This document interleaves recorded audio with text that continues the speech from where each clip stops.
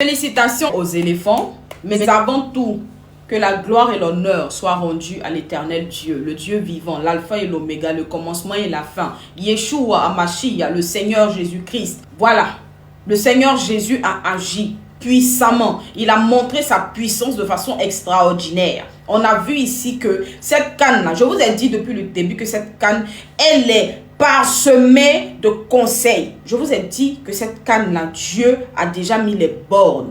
Il est l'alpha, il est l'oméga, il est le commencement, il est la fin. Tous ceux qui vont rentrer avec cette canne dans un esprit de mysticisme seront démystifiés parce qu'ils vont comprendre que le suprême est là. Et quand lui, il est là, tous ceux qui viennent sont obligés de s'incliner. Il dit dans sa parole que tout ce qui se meut sur la terre lui appartient. Ça, je ne vous parle même pas de ce qu'il a créé dans le ciel et même sous la terre. Il est le suprême et son nom est redoutable. Cette canne, je vous ai dit que Dieu va l'utiliser pour montrer des choses extraordinaires. Mais c'est pour pousser ceux qui ne croient pas encore en Dieu à croire en lui. Je vous avais dit en 2023 que 2024 allait être une année beaucoup plus particulière que 2023. Et même dans la dernière vidéo où j'en ai parlé, j'ai dit je vais me taire et vous-même vous allez constater. Dieu est en train de vous apprendre par le football qu'il est encore et il demeure toujours. Pourquoi? Parce qu'il sait que le football est un sport fédérateur. C'est un sport qui rassemble toutes les ethnies, toutes les langues, toutes les races, tous les peuples. Pourquoi la CAN 2024 a autant rassemblé comme jamais auparavant? Vous vous rappelez le jour où le Saint-Esprit est descendu? C'était le jour de la Pâque. Le jour de la Pâque, normalement, c'est un jour où tous les peuples de chaque tribu, de chaque pays, les gens qui étaient très loin pour venir célébrer la Pâque. Et c'est ce jour-là que le Saint-Esprit est descendu sur les disciples et tous ceux qui étaient dans la chambre haute. On est d'accord? Pourquoi? Parce qu'il savait que ce jour-là, il y avait beaucoup de personnes qui venaient de divers horizons, qui allaient avoir la capacité de voir les miracles que ce Dieu est capable de produire et aller relayer l'information. Si vous ne vous rappelez pas, allez, c'est écrit dans la Bible, vous allez comprendre. Et même les personnes qui disaient que Dieu n'est pas dans le football aujourd'hui ont déposé. Je vous avais dit, j'ai vu 2-3 commentaires. Non, des chrétiens en plus, hein.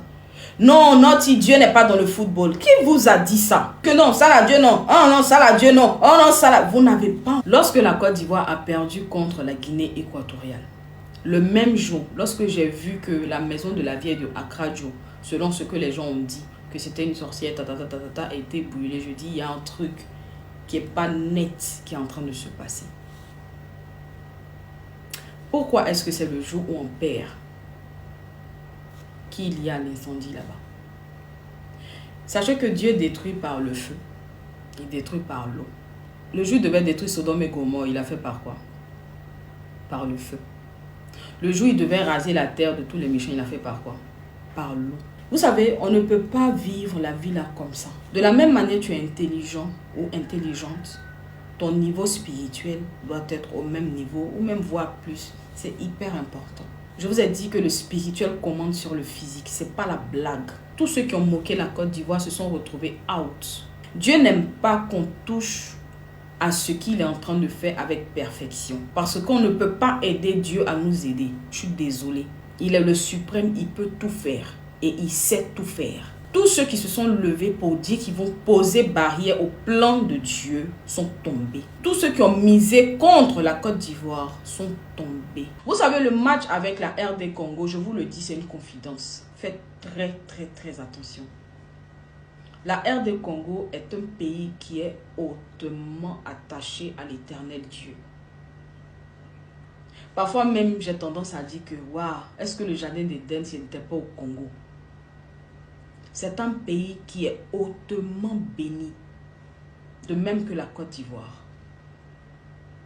C'est un pays spirituellement qui monte.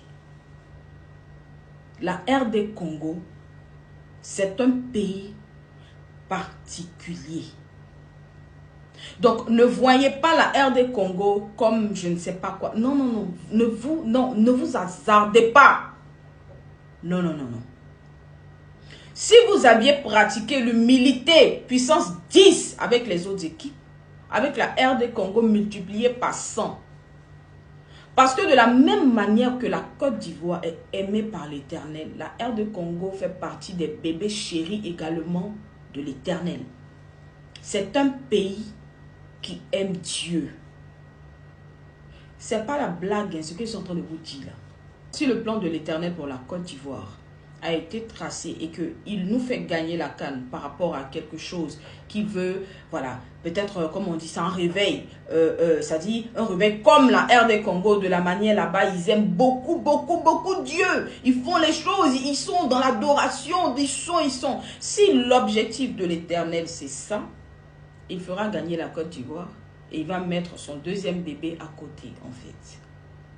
Mais, comme je dis, ne minimisez pas la RD Congo. Parce que dans cette canne, c'est la canne que l'Éternel gère. Beaucoup de personnes ne comprennent pas pourquoi est-ce que depuis là, le Congo est en train de taper les équipes. Quand le Saint-Esprit est quelque part, là, il n'y a pas poteau. Hein. Il n'y a jamais poteau. Vous avez vu le deuxième but? Non, le premier but derrière de la Côte d'Ivoire. Et vous avez vu le deuxième but, non? Vous avez vu comment le ballon est passé sous pied des gens, non? C'est comme ça ta vie, ta réussite là-bas, passer sous les pieds de tes adversaires. Ils ne verront rien, en fait. Ils ne seront pas prêts. C'est-à-dire qu'ils seront là, hein, ils sont dans les poteaux, hein, et puis la réussite là, ça passe comme ça, try. Et puis eux-mêmes vont s'asseoir, ils vont dire, ouais, on n'a pas vu ça venir, jusqu'à ils vont pleurer. Ta réussite va les choquer. Ton évolution va les choquer. Ta montée spirituelle va les choquer. Si son plan pour la Côte d'Ivoire, c'est d'activer un niveau de réveil élevé, Dieu va nous faire grâce. On va gagner.